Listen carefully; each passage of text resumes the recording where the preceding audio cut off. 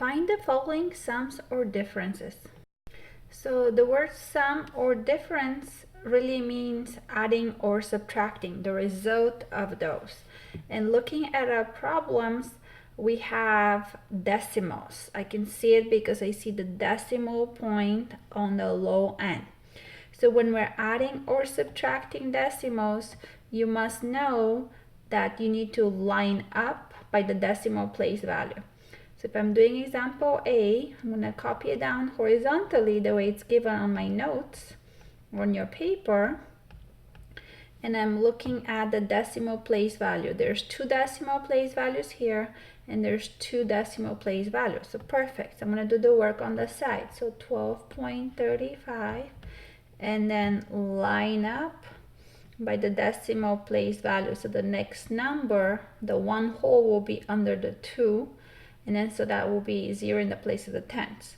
And then 08. So that's how I want you to add those numbers. In example B, I will do that as well.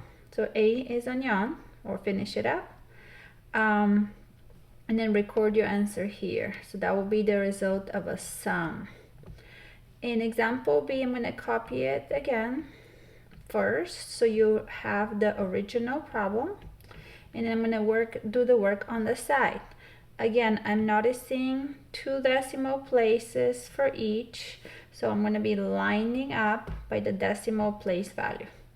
So the first number is 8.02, or 2 is in the place of the hundreds, and then we have point or 0 point, and then 64, and we're subtracting. We want you to do those problems without a calculator. So you may use the calculator to check your work, but you want to do that on the paper. So I'm going to start this problem because of borrowing. So when you go 2 minus 4, you can't really do that. So you need to borrow from the next number. But it's 0, so we can't borrow from 0 either. So we're going to borrow from 8. So we're going to change the 8 to 7.